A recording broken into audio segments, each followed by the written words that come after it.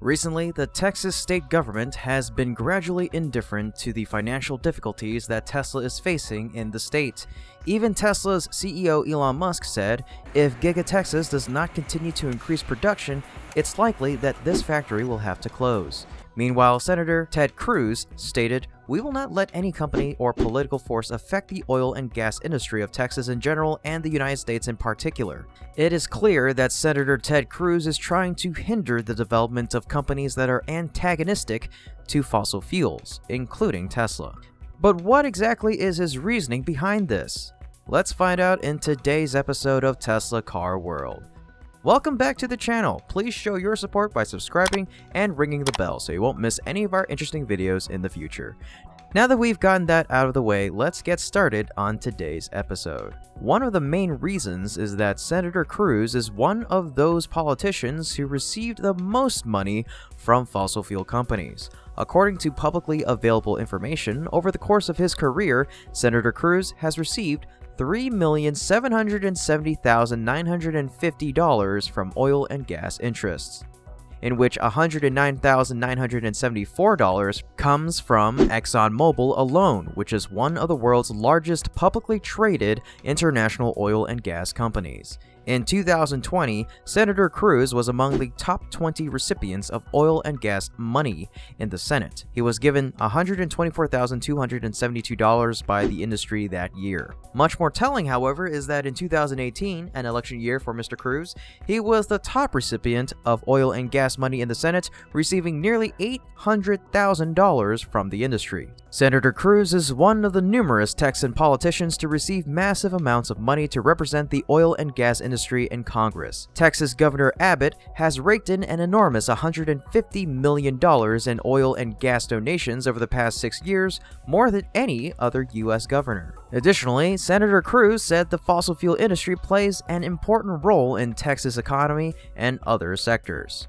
Every port in Texas, every road in Texas, every highway in Texas benefits directly or indirectly oil and gas. Indeed, according to a new report from the Texas Oil and Gas Association, Texas's oil and gas industry contributed $15.8 billion to the state's economy in taxes and royalties, directly supporting more than 420,000 jobs, and continued its work to reduce pollution in 2021. Texas accounted for 43% of the nation's crude oil production and 25% of its marketed natural gas production. Texas also leads the nation in crude oil refining. The majority of the Texas refineries are clustered near ports along the Gulf Coast, and that region has the largest concentration of oil refineries in the United States. The state's 31 petroleum refineries can process a combined total of almost 5.9 million barrels of crude oil per calendar day. Not only that, Texas is one of the largest natural gas consumers in the U.S., accounting for 15% of the U.S. total. The industrial and electric power sectors each account for almost 2/5 of state natural gas use. Nevertheless, Senator Cruz is concerned that President Biden will threaten the stability of the Texas oil and gas industry. In agreement with that opinion, Texas Oil and Gas Association President Todd Staples, who introduced the association's Annual Energy and Economic Impact Report, also argued that the progress the industry has made is under assault by federal policies, which are the efforts from the Biden administration to curb climate change and reduce emissions from fossil fuel drilling. Todd Staples said, "Squandering our nation's energy through misguided policy is a disservice to every American and a step in the wrong direction on the environment." He added, "Gas produces fewer emissions than coal or oil. If the world is truly serious about climate progress, we need to be producing and exporting more natural gas, not less, to provide other nations with lower emissions-intensive energy resources." The Biden administration is trying to push the U.S. to switch to clean and sustainable energy, and especially introduce tax incentives for U.S. EV manufacturers to promote electrification of the auto industry. But America's largest EV maker, Tesla, is still ignored by Biden. More seriously, in the state of Texas, one of Tesla's electric vehicle factories in this state is made difficult by politicians to expand the size of the plant.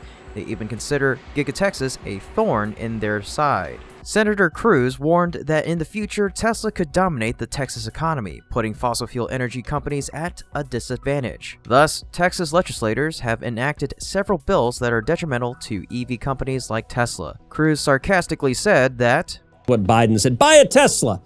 Well, the last I checked, the electricity you put in your Tesla, it's not coming from those unicorn tears. It's not coming from pixie dust. It's coming from a power plant.